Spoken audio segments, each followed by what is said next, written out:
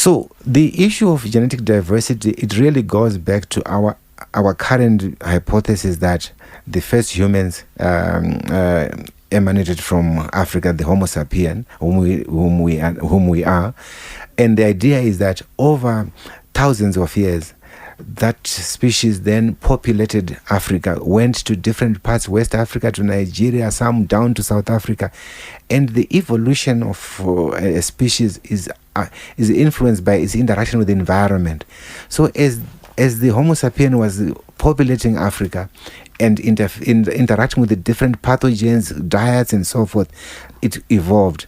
But a few thousands of years ago, a small group left Africa, and some of it went to the north to become the Europeans, and another group went to Asia to become the Asians.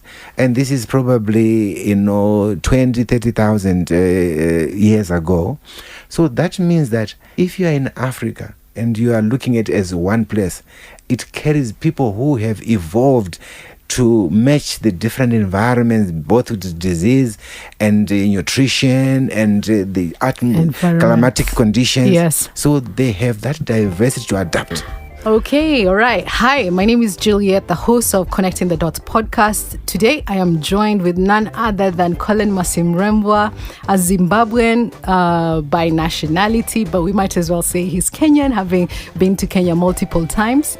Collen Masimirembwa is a biochemical pharmacologist. He will shortly tell you what that is. He is one of Africa's leading experts in pharmacogenomics. Following his scientific training, he spent 10 years working in industry in Europe before returning homeland to Africa. He set up the African Institute of Biomedical Science and Technology, AiBST, to promote drug discovery and drug development in Africa. In 2018, Professor Masimirembwa was awarded the Hugo African Prize for his contribution to genetics in Africa, and is here to tell us about his work, his journey, and everything we need to know about personalized medicine. Welcome. Karibu sana, Collen. Thank you very much. My name is Juliet, and I'm the creator and host of Connecting the Dots podcast. I love ideas and problem solving, and my career in communications has led me down a path of curiosity. Why we do what we do, how we tell better stories, and how African scientists solve everyday problems. Join me on this enlightening and entertaining exploration of African science like you've never experienced before. Get ready to laugh, learn, and be inspired. Thank you for the kind introduction. So, Collen, I know a lot about you by reading and by, having various dinners in different countries with you. But tell us a little bit about your childhood and also your professional career. My childhood, I'm always happy to talk about it because it represents the childhood of most African people, being born in a rural setting, in a small village where you have no sense of what the future holds. And you grow up doing the typical things of herding cattle, goats, and tending the fields. But suddenly opportunities open up. You find yourself going to school, and then they say the schools in the city are better, and then parents take you to the city. So I went to the city and I started to experience life in the townships, which is a different vibe, very energetic, playing soccer in the different lands and getting the typical injuries, getting your plaster sorted out, and then they see that you might have some potential, and then they send you to a boarding school where the quality of education is good. So I went to a Catholic school for my high school, and thereafter it was time to go to university. So I went to the University of Zimbabwe and studied biochemistry.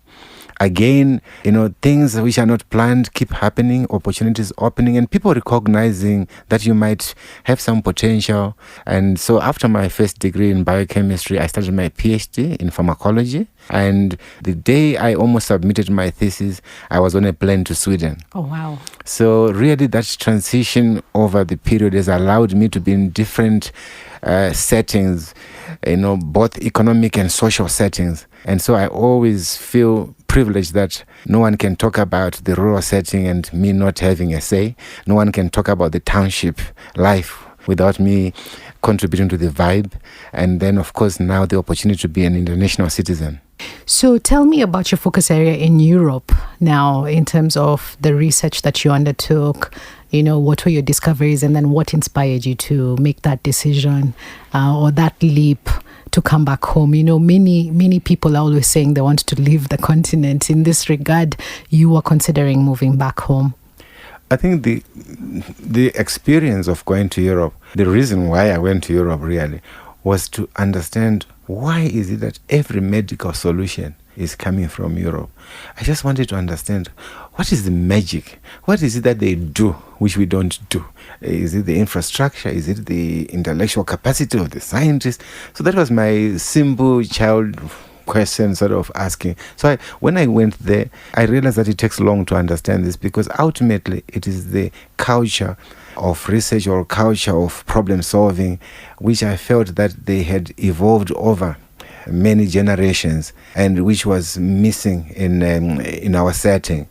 And so after working for these 15 years in that setting, I also started to realize that I'm busy contributing to solutions that were peculiar to their setup. And every time I hear news from home, people were dying from totally different diseases. They were dying, that time it was HIV, it was TB, it was malaria. But nowhere in my daily science dreams were these diseases present. And I started to understand that I need to feed back to the society that gave birth to me. And so I ended up calling it the home gene. One day when it just switched on, I could not stay another day in Sweden. I just needed to go back home. I didn't know exactly how I was going to do it, but I really felt that of all the medicines in the pharmacies, none had been discovered and developed in Africa. None? None. 100%, like zero? Zero. Wow. And this is not acceptable, where we are carrying 26% of the global disease burden is carried by Africa. And I felt that something just needs to be done. And we constitute probably around 15-16% of the world population. So we were not contributing to the extent we are supposed to. So I just got the idea that if I go back and other like-minded African scientists, we start to develop a network of scientists and create consortia and start to take that responsibility to go into how drugs and diagnostics and vaccines are discovered and developed, because we have now understood how it is done.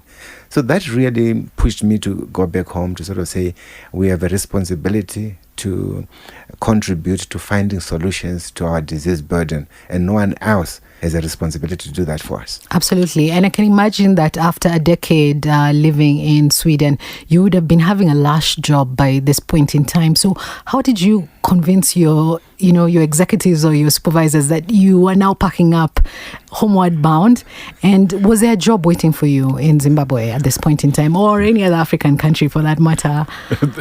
That was the crazy part of it. There was no job waiting for me. There was no salary waiting for me. So I remember very well that over the years, I had established a fantastic relationship with the company I was working for.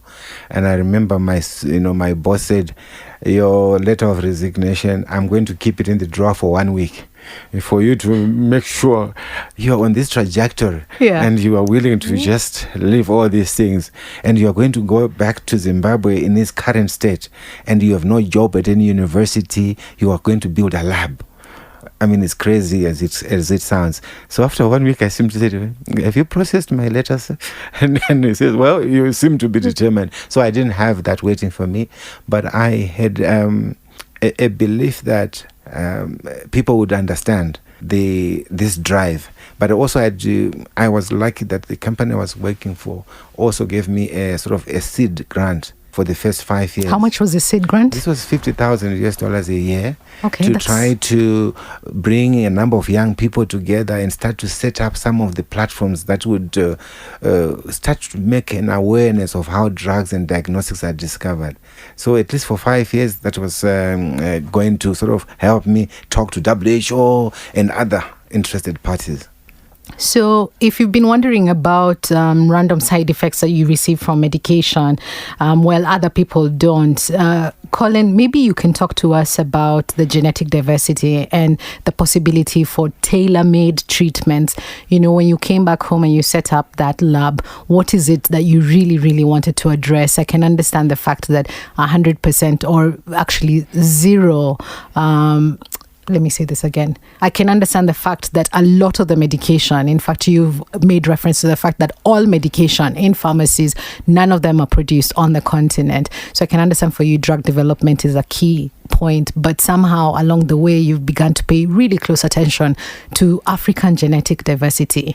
Tell us a little bit more about that. So really, starting around, 1993, way back then, I was doing human genetics, looking at how different populations for genes we thought were important on how the body handles medicines.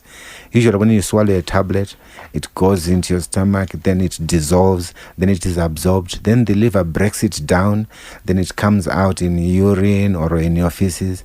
And then it reduces in amount in the body. Then you usually take another dose. That is how the medicines are working. But that system which breaks down the drugs can differ from individual to individual. Okay. But it can also differ from population to population, such that a dose considered to be safe in one individual or in one population will not be safe in another population. And an opportunity to demonstrate this was associated with the HIV pandemic, because one of the drugs which was now widely used was called efavirenz. When this drug was being used in Europe, only 5 to 10% of the people experienced these neuropsychiatric side effects. This is when they have nightmares, they have depression, hallucinations, which were making people really suicidal and things like that. It was only 5 to 10%. But when the drug was introduced in Africa, they observed more than 30% of the people, 30 to 40% were experiencing these terrible neuropsychiatric side effects. So I started to look at that to try to understand why is this difference between Europeans, the drug which was relatively safe, is now causing a serious public health problem in Africa. Yeah. So we started to look at patients in the hospitals, those who were not experiencing the side effects and those who were experiencing. And we could show that there's a genetic variation in people who experience side effects such that their liver was not breaking down the drug. So each time the dose was given, the amount in the body was increasing to toxic levels, and the toxicity here was the neuropsychiatric side effects. Yeah. And we came up with a diagnostic test to be able to identify those people. And that was a very important move, because if we reduce the dose from that time it was 600 milligrams to either 200 or 400, depending on the genetic makeup, you would literally remove all the side effects. Oh, wow, okay. So that was a very good opportunity to demonstrate to the ministries of health that when drugs come in, we probably need to optimize them for our populations. So that was our first encounter with a clinical situation. And fortunately, the World Health Organization, using our study and other people's studies, they were able to recommend a reduction in the dose. But the thing is, it's not that reduction in the dose. It is the message it is telling us that in the whole process of drug discovery, in the very early phases, the process must include people of African ancestry, so that you don't get surprised by the time you get to the clinic. Yeah. So what are we saying here? Let's interrogate this a little bit more, because we are looking at drug development. I think what you're speaking to is actually at the point of drug discovery and development. There must be participation of African populations, because at the moment, what is the case? What's the scenario? So the scenario we could divide the process into maybe three. The first is discovery, where we are trying to look at what are if it's a pathogen like HIV or malaria, we try to say which aspects of this parasite are easy to target and develop a chemical that will kill this parasite. If it is non-communicable disease like cancer or a heart condition, we look at the biology of that disease and say what is causing people to have a high risk for heart attacks and things like that. So that we call the discovery phase. The development phase involves identifying the chemicals and developing them into something that can be given to humans without causing harm. And those that will involve clinical trials, which are going into 3 or so phases, where you test for safety and the amount that is given. Then the third part is when the drug is now deployed in the community. Okay. And usually we are only getting the drugs at the point of deployment. And that is where we start to realize that there's a difference, which we should have noticed in the very early stages of discovery. So we are now trying to build capacity for early phase drug discovery. And a lot of projects have now started in the area of malaria and the area of TB, but we would want to see also more being done in the non-communicable disease space. And in the middle section, where we do clinical trials, my institute and those of others have now started to create what are called phase 1 clinical trial units. This is when the compound is given for the first time in humans, and we are trying to look for safety. How high can you go in the amount given? And that amount, is it still enough to cure the condition you are treating? And there have been very few such facilities in Africa. And now they are increasing in number as people recognize the importance. And we established one which is like 39 beds, and we are able to do many studies. And I think they are now in Kenya, in Ethiopia, and Nigeria. So I feel that there is an energy and a desire to build capacity locally, and we are really happy to be part of that energy. And that is why I'm here in Kenya, because there is a whole network which is called Grand Challenges Africa Drug Discovery Accelerator Program, where a number of stakeholders have come together and said, let's build the early phase, because that is where the science will tell us the best route to take. Not to be controversial, in a recent episode, we hosted Amina Gurib-Fakim, who touches a lot. She's a scientist in biodiversity. You're very familiar with Amina. She having hosted you in Mauritius at one point in time. Amina was really big on medicinal plants. And I'm wondering, we're talking a lot about products produced elsewhere. And I wonder if we need to tap into local medicinal plants when we're developing drugs as well, or even looking at our own indigenous plants. What's your sentiment on this? Or should we really be looking into drug development as opposed to maximizing on our own existing medications provided by the earth? Well, I think it's not so controversial from my point of view. It's almost natural. That's fantastic. That we need to harness our biodiversity, be it in plants or in animals, because some of these solutions are coming from a broad scope of this biodiversity. What we just need to also understand is that even the conventional drugs that are there coming from out of Africa, they are sort of scaffolds. Some of them were inspired by natural products. All the treatments for malaria were inspired by quinine, which was a natural product from South America. And, you can name a number of anti-cancer drugs that were inspired by natural products. So it's really just to build up and have the local capacity to identify the active ingredients, and then probably try to figure out, like say we are doing for malaria with artemisinin, is it the environmentally good way to go and harvest, grow these herbs and extract them? Or once nature has taught us, which is the good molecule, we then go to the normal synthetic route, which will probably be more environmentally friendly in terms of harvesting forests to come up with these medicines. But what I wanted to point out, what causes controversy in this area is, we need to recognize that our ancestors did the best they could with the plants, but it was not good enough to extend our life expectancy or to reduce child mortality to the rates that allow the developments we are seeing in the global north. So children still were dying from malaria. People in their middle ages were not being able to go with life expectancy over 60 or 70. Yeah. So we need to recognize that our traditional methods reached a certain limit. So we need to harness the power of modern technologies to try to further, advance from there. So for me, it is more a call to understanding how the technologies that are there can increase the value we can extract from our natural products. But the people who left recently from a small group, we call that the bottleneck effect. They are still very closely related to each other. So if you are going to have a treatment, we are thinking that it means if you are having a treatment for people of European ancestry, they are most likely to respond in a similar manner because they are quite related to each other. Compared to the groups in Africa, you can't just say if the drug is working in Tunisia, it's going to work the same in Lesotho. Yeah. Because they have evolved over hundreds of years differently. So that's what we are talking about, the genetic diversity. So if you draw a map, you cluster individuals, let's say you take 100,000 Europeans, their dots will be very closely to each other. If you take people from China, Korea, and you make dots of them, they'll be very close to each other.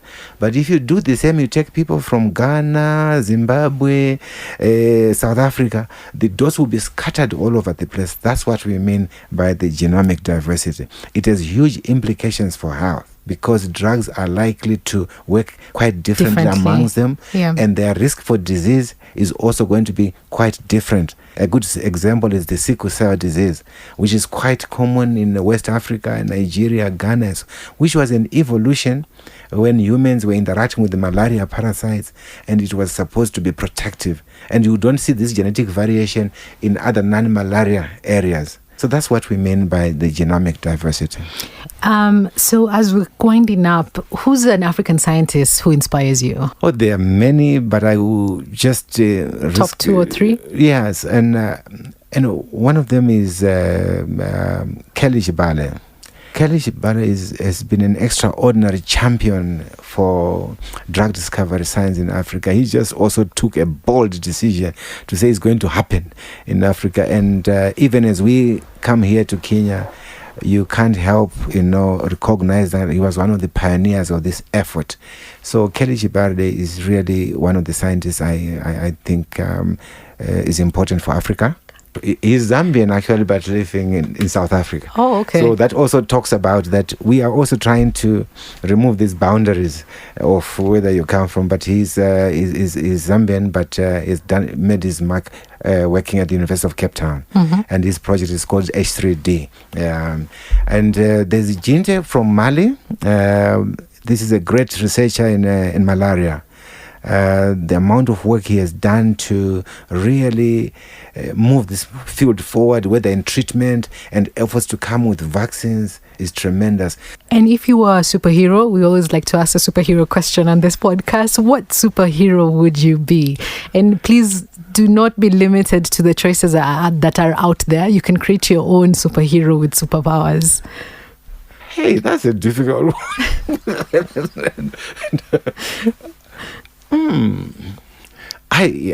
The kind of superhero I would want to be like is like this one who controls lightning.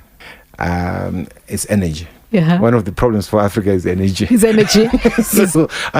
He's having constant supply of power. Well, you might not recognize why it's like that. One of the biggest challenges I have is power supply. And I wanted to harness, lightning so that we can provide constant supply. But Collen, this is a problem. How are you supposed to develop drugs without power? Yes, that's why I want to be a super lightning controller so that I can provide energy for our labs and so forth. It's just a playful suggestion. No, I mean, it's fair enough, and you always welcome the playful aspect of things. What insane conspiracy theory have you heard from Africans that you'd love to debunk? There's just too many. Please humor us. Two. I think during the HIV era, there was a whole idea that, this was meant to control Africans. It was synthesized in some lab. And when COVID came, the same conspiracy theory came up again. And I think it almost gets more attention than the truth. So that is what bothers me. So these conspiracy theories around the origins of diseases and what should be done. Well, some of it has had disastrous implications, like for HIV, people thinking that if they have sexual intercourse with young children, they end up being treated. It has caused huge problems, and also targeting of people, the albinos. Yes, that, if you take a piece of flesh from an albino, it has special powers. It has been terrible and traumatic for our society. So this kind of conspiracy theories that get peddled and almost get more airtime, so to speak, than the truth that helps us, they really bother me, and I get quite annoyed with those. Your parting shot and your call to action as we close the podcast? So I believe that the capacity for drug discovery and development is emerging in Africa, and we are taking responsibility as we should. And I believe that we are reshaping our relationship with the global north in a manner that is progressive. And I think that's very important for Collen, how do we get young minds excited about science? Well, I asked myself that question many years ago, and I established what we call the Next Generation Biomedical Scientists program, where I went to different schools and asked the schools to form a science club, which is composed of students from the school, parents from the community, and like community leaders, like the counselors, and then they co-create a research program where they identify the problem in their community and how they are going to address it. And we would give them a small seed grant. Yeah. Of how much? To do it. It was $5,000 we gave. That's a lot, yeah. And the issues which came up varied a lot, from very complex issues to very playful but important issues, like a girls' school said they wanted to understand why the water from home and the water from school was different because it was affecting their skin. So they were collecting all the different sources of water, and we sent them for analysis with the water from their homes. So they brought cans from their homes to compare, what are the qualities of this water. That was one sort of playful one. But another one was influenced by the community where cattle were being stolen. And we came up with these cattle genetic markers to sort of say if meat is seen and is suspected to have been stolen in that community. So these projects were co-created by the community. So the traditional chief was very excited that now he knows who has stolen cattle from his area. So that's one way we science have been trying. Problem solver. So that is science is part of the community. Science is not the way it is written in the textbooks. When you are talking about acids and bases, you look at the type of fruits they are eating in their areas and which ones have an acidic character and how do you check it. And things like, body parts.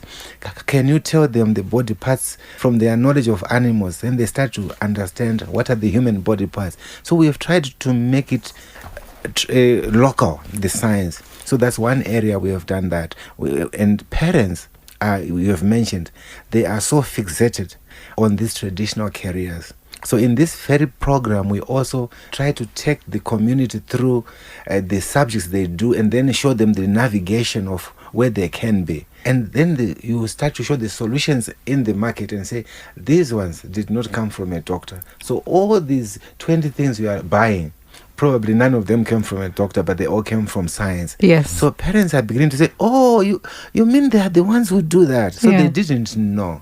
And then lastly, there has been more role models in other fields than in science. So we believe that we want to highlight all these scientists who have done the different things, because you need to show what has been produced. You can't just say it's good without evidence.